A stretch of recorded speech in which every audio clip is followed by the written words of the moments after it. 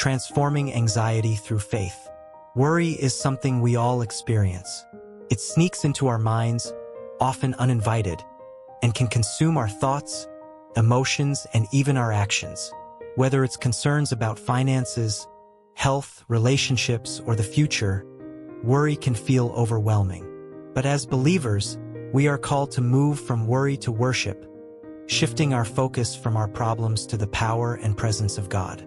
The Bible addresses worry repeatedly, which shows how universal this struggle is. In Matthew 6 verses 25 to 34, Jesus tells us not to worry about our lives, what we will eat, drink, or wear. He reassures us that our Heavenly Father knows our needs and will provide for us. This passage serves as a reminder that worry is not just a human tendency, but a lack of trust in God's provision. To understand how to move from worry to worship, it's important to recognize what worry is and how it affects us. Worry is essentially a preoccupation with fear of the unknown, fear of failure, or fear of loss. It stems from our desire to control outcomes that are beyond our reach. When we worry, we are focusing on what could go wrong rather than trusting in God's promises. This mental and emotional state can lead to stress, anxiety, and even physical health problems. Worry distracts us from the present moment and robs us of peace, keeps us stuck in a cycle of what-ifs that drain our energy and faith. But the good news is that worry doesn't have to control us. God provides a way out, and that way is through worship. Worship redirects our attention from our fears to the one who holds everything in his hands. Worship is more than singing songs or attending church. It is a posture of the heart. It is the act of honoring and praising God for who he is and trusting him with everything we face. In worship, we acknowledge God's sovereignty, his goodness, and his faithfulness. This shift in perspective helps us see our problems in light of God's power, rather than viewing God through the lens of our problems. The journey from worry to worship begins with surrender. Surrendering our worries to God doesn't mean ignoring them or pretending they don't exist. It means entrusting them to the one who is able to handle them. In our daily lives, we face countless influences that shape our thoughts, actions, and perspectives.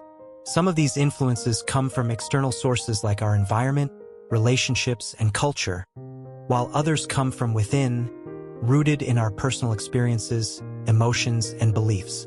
But there is also a more subtle and powerful force at work, a spiritual influence that seeks to deceive, discourage, and mislead. This is often referred to as the devil's influence, and its purpose is to create confusion, conflict, and division within ourselves and with others. Today, we'll explore what the devil's influence looks like, how it affects us, and what we can do to uncover and resist it, so we can live in alignment with truth, peace, and purpose. The first thing to understand about the devil's influence is that it is subtle and deceptive.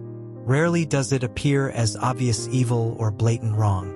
Instead, it works through lies, manipulation, and half-truths, making it difficult to recognize. This influence often exploits our vulnerabilities, targeting our fears, insecurities, and desires. For example, it may take the form of thoughts that seem self-critical, feelings of doubt, or beliefs that we are somehow less than others. By sowing seeds of self-doubt and insecurity, the devil's influence can make us question our worth, purpose, and ability to overcome challenges. This influence thrives in the shadows of our minds, where it goes unexamined, gradually taking root and impacting how we see ourselves and the world around us. One of the most common signs of the devil's influence is a sense of confusion and inner conflict.